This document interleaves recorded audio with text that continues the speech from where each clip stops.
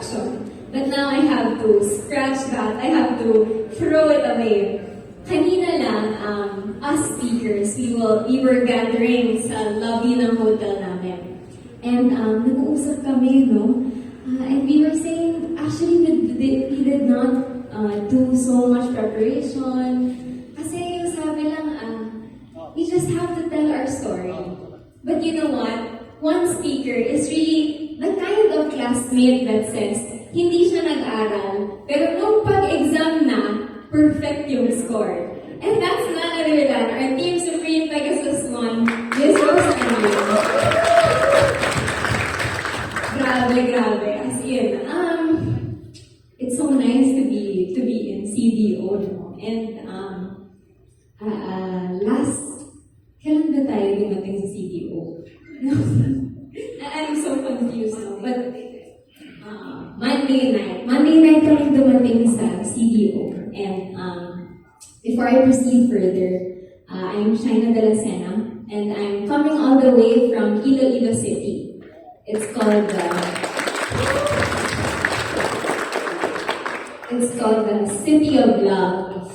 And here today we are in Cagayan de Oro City. When we arrived here, the moment we arrived, I immediately thought, nasa CDO ba ako o nasa Iloilo na? Because CDO feels a lot like home.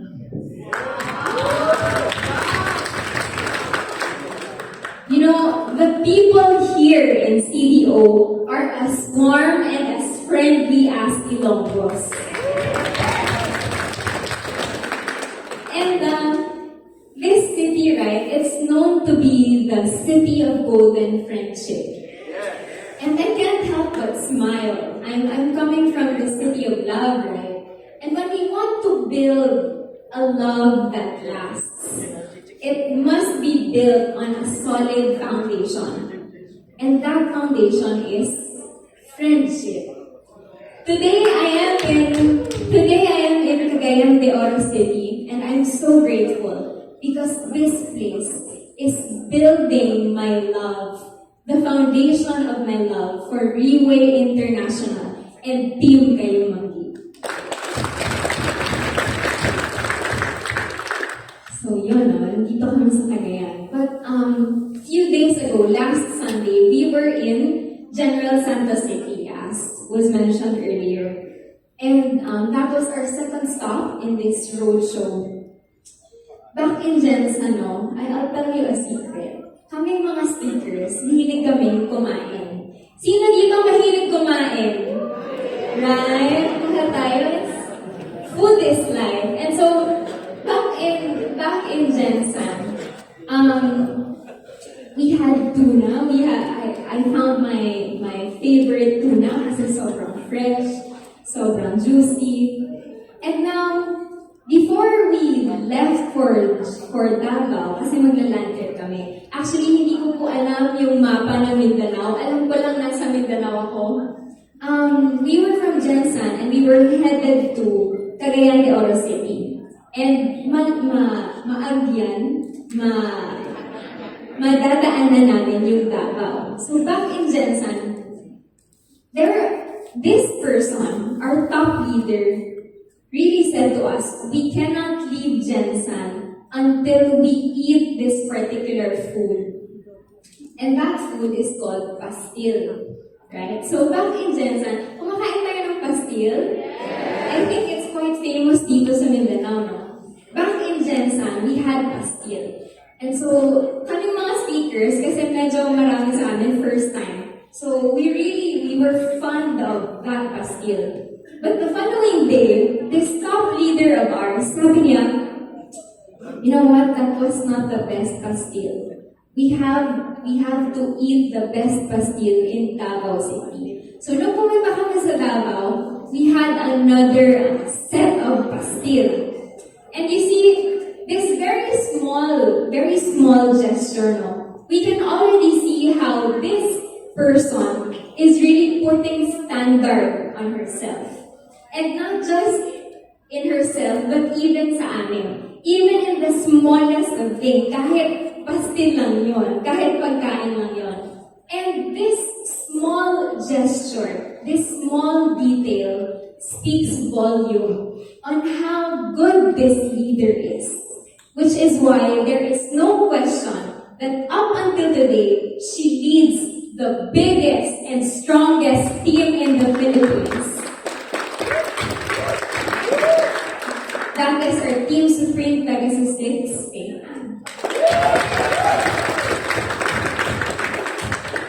Thank you, Ate Paino. It's such a privilege to be considered and chosen as one of the speakers, no?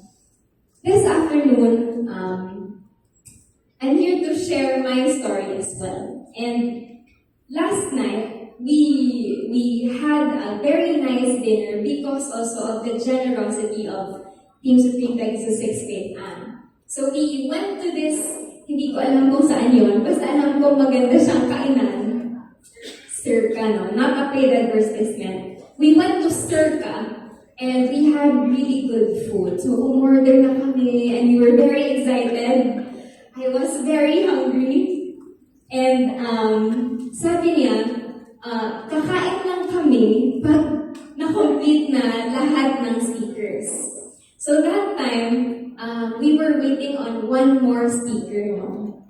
And siya yung nagbigay ng neck pillows and snacks for the entire speakers. Can we give a big round of applause for our team and new team Elite Pegasus Benjamin Kim.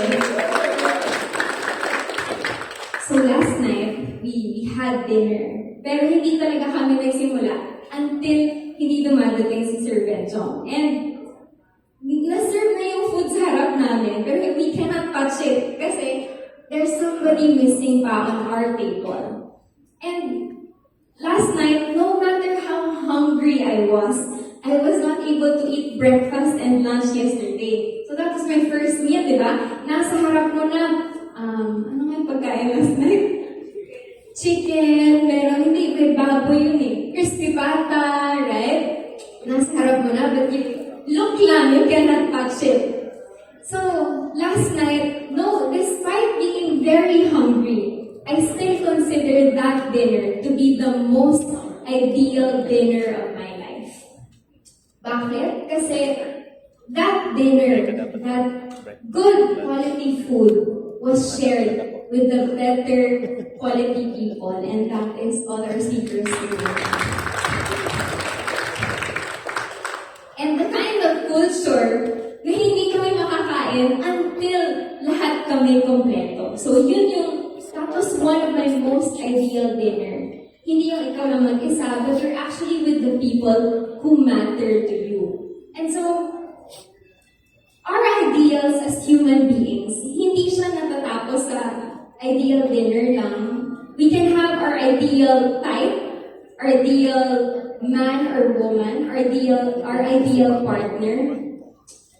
Despite of how he or she looks in person, our ideal partner would be somebody who does not cheat, right? And so we can also have our ideal house. Sino dito may pangarap? May pangarap na bahay. Yes, right?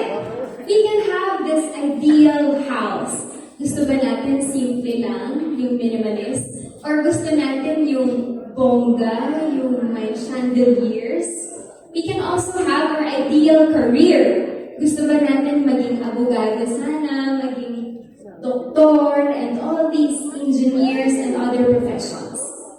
While doing Reway, you will also come across a question. What is the ideal start? Kailan ba yung perfect time na gumawa ng negosyo ng Reway? When is the ideal start to do Reway? And you see today, makasabot mo og Bisaya? Yes! Ako din po, no? Nakakaintindi ako ng Bisaya, but unfortunately, I cannot speak it. Nakakaintindi lang, no? I am unable to speak your beautiful language no matter how much I want to. At least, hindi niyo ko mabilisya. Okay lang. So, okay lang, I will continue with my story, Tagalog, English. Okay, so, nasa na nga ako? Wala yung story ko. ideal start, right? In Ringway. And so today, people would look at me and automatically think, she had the most ideal start. She had the smoothest journey in Ringway. Walang kahirap-hirap. People would look at me and say, si Shaina, anak ng Pegasus niya ng Iloilo. Si Shaina, graduate yan ng UP. Marketing pa yung tinapos. O diba, saktong-sakto siya sa Ringway. Si Shaina, yung hindi mo ganong maganda, pero pwede na.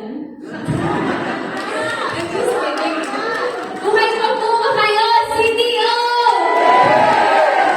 Okay, sinecheck ko lang, no? Bear with me because this story has a point. And so, today, people would look at me and immediately, automatically default yung assumption, she must have had the most ideal start in Relay. And today, we are in the golden city of friendship, right? Which means, as friends, I can be true to all of you. Right? Today is about to become very real and raw and transparent. And in order for me to tell you that ideal start, okay lang, I'll share with you the pilot episode of our journey. Okay lang? So back in 2018, my parents, actually no, yung isa sa kanila nandyan sa likod, sa tarpaulin. Makikita niyo mamaya.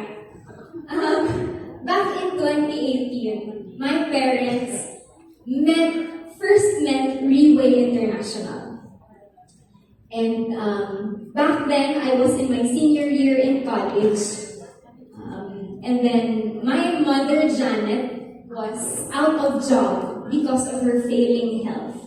And Sean, my father, was barely making ends meet for the family. And my two younger brothers were still in grade school. So at that time, we were in the perfect storm of our lives because walang pera.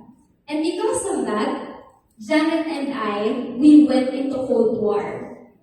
Nag-away kami. Bakit? Kasi matigas yung ulo niya, pero mas matigas yung ulo ko.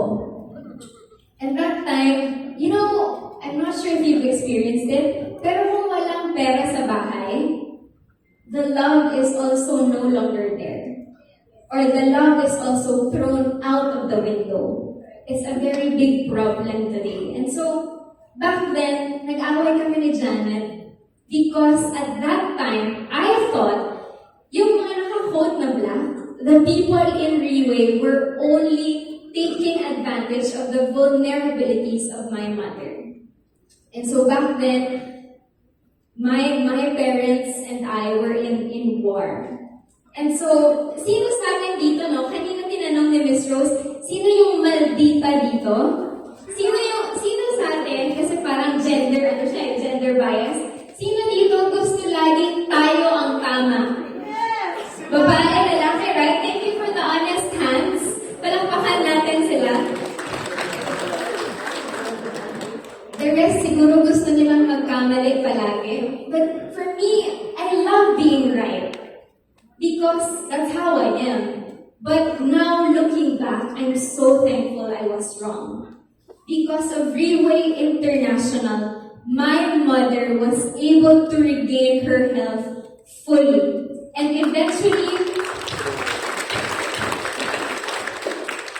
because of that, she eventually became one of the pillars of Relay Iloilo. And eventually became the Team Elite Pegasus. So all of these things happened because there was one person who went out of her way to introduce Relay to my parents. And she's also the reason why we are comfortably seated, why we are in a very nice hall. That's no other than our Team Supreme Pegasus 3, Elizabeth.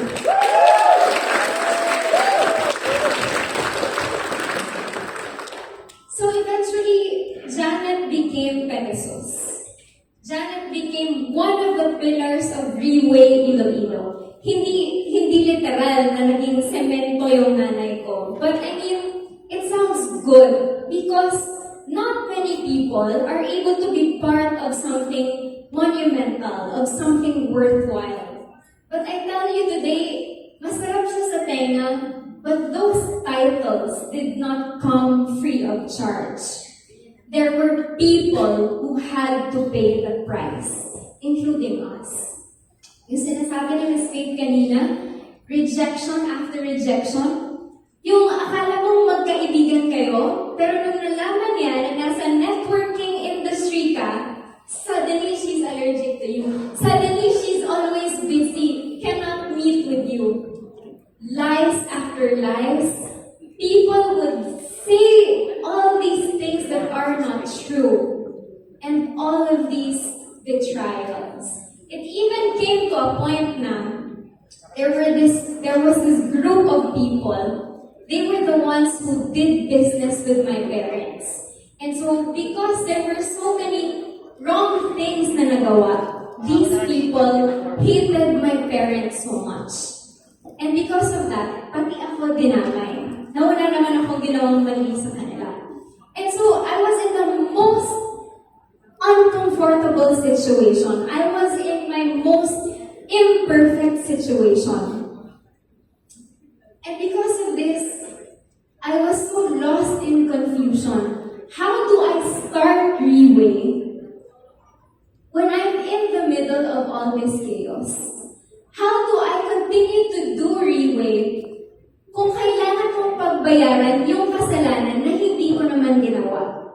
How do I do Reway when I am in my most imperfect situation?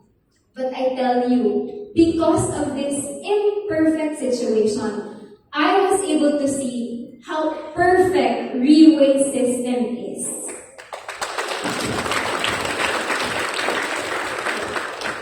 This 14-year-old Reway system, I need you to ask me, what? This 14-year-old Reway system, only 3 things. Reway system is the perfect platform in such a way that when you enter Reway will not look at you and say, you're too young, you're too inexperienced, you're too poor, or you're too rich. Today, when you come inside Reway, the platform is equal for everybody, regardless of saan ka man nanggaling in whichever walk of life you come from. Second is, Reway system has the perfect culture. This culture of righteousness.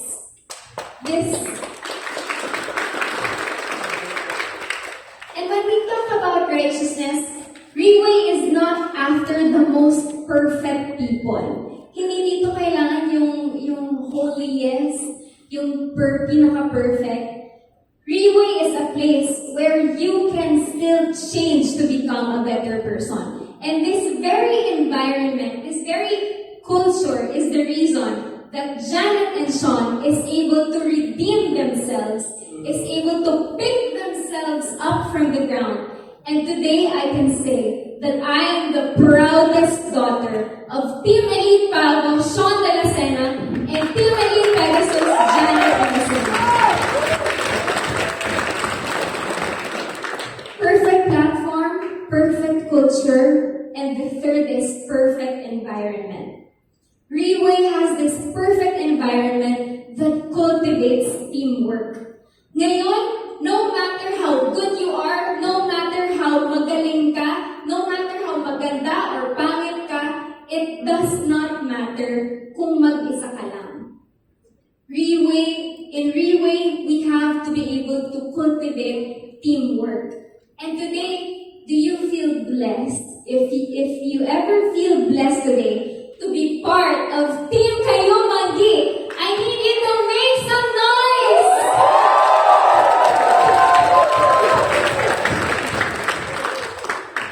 What is a perfect team? A perfect team consists of very imperfect people who cover up each other's weaknesses and really highlight each other's strengths.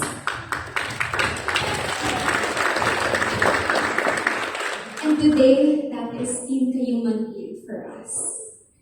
Now, all of these things, Relay has the most perfect platform, culture, environment. Now, no matter how you and I start, we have this ideal start. We have this common ideal start. And that is the perfect system of Relay International. Now, you might still be wondering, when really is the ideal start in Relay? If you're coming for the first time, when is the ideal start to join Relay? Or when you've been here for quite some time, you might be wondering, when is the ideal time to rank up? If you are a Diamond 1 star today, when is the ideal time to become Diamond 2 star? If you are Diamond 2 star today, when is the ideal time to become Team Elite Pavo, to become Team Elite Pegasus? And today, I need you to tell the person on your left, it's time.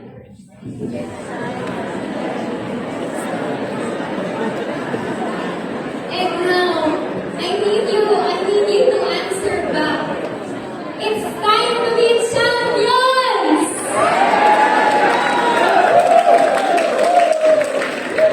Parang hindi naman yung champion. Ulit. 1, 2, 3. It's time to be champions! Cagayan de Oro City.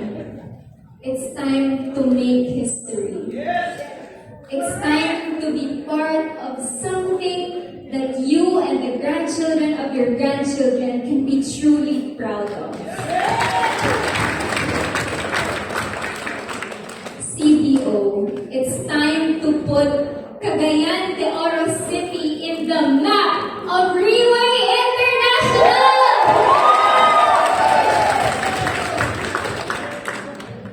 And with that, I feel so blessed and privileged and humbled to have shared this experience with you all. I am Elite 3-star Shaina Dela, and my sharing ends here.